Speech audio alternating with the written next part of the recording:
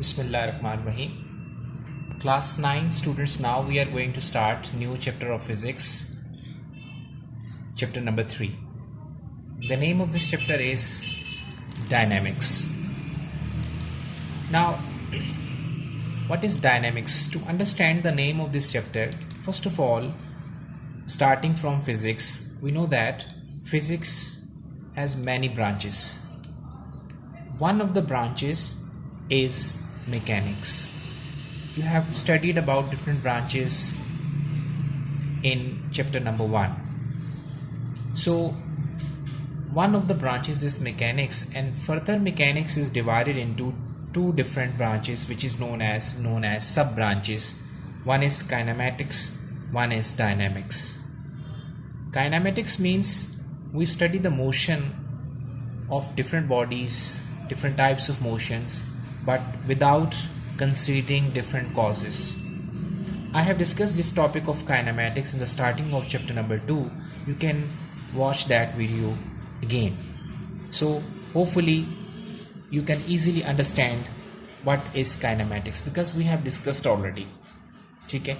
Now this time we have to understand this chapter number 3 main sub branch of mechanics, which is known as dynamics. What is dynamics? Dynamics basically the study of motion along with causes. So it means now in this chapter we will study about all those different things which are basically directly or indirectly they are affecting the motion. So when we study the motion of object along with the causes, then it means we are studying dynamics. The scope of dynamics is larger than kinematics. Okay, so if we say what are different causes, I have already studied about different causes in the starting of chapter, in first lecture of chapter number 2. You can watch there again.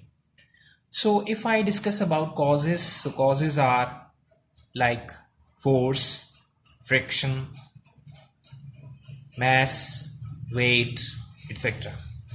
Basically, if something is moving and if you apply the force from opposite direction, so it means you will be able to stop, or if you want to decrease the motion of the object, so you can apply the force from opposite direction.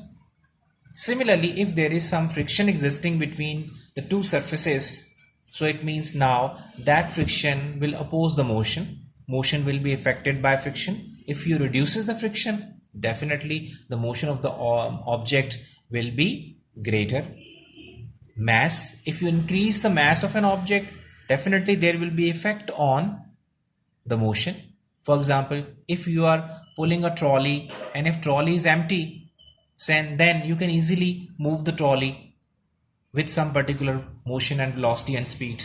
But if you are filling up that trolley with different objects, so as you increases the mass, you will feel that there will be a difficulty for pulling that cart in a particular direction, because velocity or speed of that trolley will be affected by the help of increasing mass. Same like weight.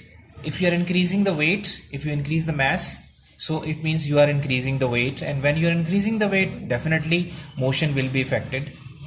So basically the difference between mass and weight we will study later on, but here in the same chapter, chapter number 3, we will discuss.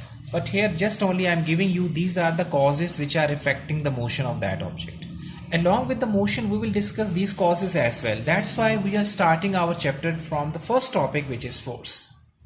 Okay, so what is force? Force is basically a physical quantity that moves or tends to move an object. Means if you are applying force on an object, maybe you will be able to move that object, but sometime you are applying the force of an object and you are unable to move, but even then you have tried to move that object, you have tend to move that object. So force can move or tends to move. Similarly, force can stop or tends to stop. Tends to stop means try to stop. But even if body is if you are unable to stop that body, but you have applied force, so we can say that you have applied force, but because of your force since body having larger mass, you are unable to stop that moving body, but even then you have applied some force. So it means your force can stop or tends to stop the motion of an object. Is it? Similarly, force can also change the direction. If something is lying, for example, if this pen is lying and pen is moving in this direction, and if I apply force, I can change the direction of this. By applying force, I can change the direction of this ballpoint or moving object. Is it clear? Similarly, motion can change the shape of an object. Let's suppose if I bend this by applying force, I can change the shape of this object. I can change the size of this object. I can increase the size of object. Okay, I can increase the area of an object. I can increase the volume of object by applying force. So in ordinary life, you have a lot of examples in which you apply force and you can change the area. Is it? You can increase the area, you can increase the length. If you are pulling a rubber, so it means you are increasing the length of that rubber band.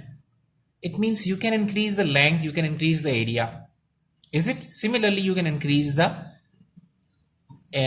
volume of an object by increasing its length and width and height. Is it clear? So it means now force is physical quantity which can do all these things that I have discussed. Okay, so wait for the next video.